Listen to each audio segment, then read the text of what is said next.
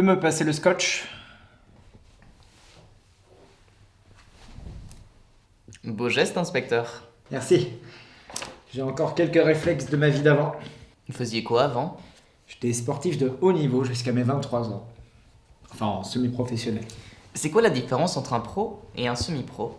Il y en a un qui touche de l'argent. Et vous faisiez quoi comme sport? J'étais joueur de frisbee. Non, sans déconner. Vous faisiez quoi? Sache que le frisbee n'est pas qu'un vulgaire loisir. C'est un des sports les plus techniques et les plus exigeants que je connaisse. On parle bien du jeu où il faut se lancer une assiette en plastique. Le frisbee ne se limite pas qu'à un simple objet. Le frisbee, c'est un état d'esprit. Ok. Est-ce que tu as la moindre idée du nombre d'années qu'il faut pratiquer avant de devenir ceinture noire? Vous allez pas me faire croire que c'est un art martial non plus. Détrompe-toi. Beaucoup de joueurs effectuent des retraites spirituelles dans des temples bouddhistes afin de perfectionner leur technique. Moi-même, j'ai pu vivre cette expérience. Bon, ce n'était pas au Tibet, mais dans la banlieue parisienne. Mais c'est à cette occasion que j'ai pu établir mon record personnel en faisant un lancer à plus de 220 mètres. Vous avez lancé un frisbee à 220 mètres? Bon, faut avouer que ce jour-là, il y avait un petit vent favorable, mais ça reste une performance. Et comment vous avez eu l'idée de vous y mettre? J'ai eu le déclic pendant mon voyage en Nouvelle-Guinée équatoriale. Là-bas, le frisbee, c'est une religion. J'en connais, ils vivent frisbee, ils respirent frisbee, ils mangent frisbee. Bon, ils mangent pas vraiment des frisbees. D'ailleurs, c'est interdit par le règlement. En plus, c'est pas comestible. Mais en France, c'est pas très connu. Détrompe-toi. C'est un des sports où il y a le plus de licenciés. Mais bien sûr. La Fédération française de frisbee a beaucoup plus d'influence que tu ne le crois. Tape FFF sur un moteur de recherche. Tu risques d'avoir des surprises. Et pourquoi vous avez arrêté?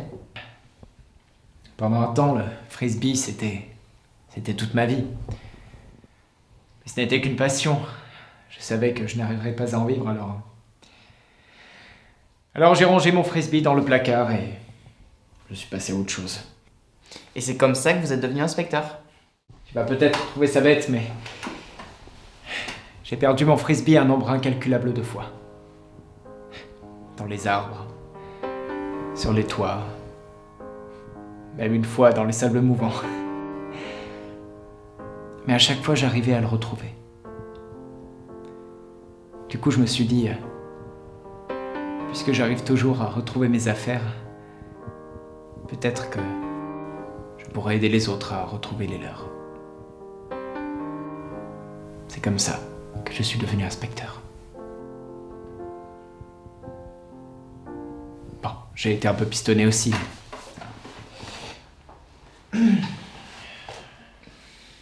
Et ça vous manque pas? Un peu, je dois le reconnaître.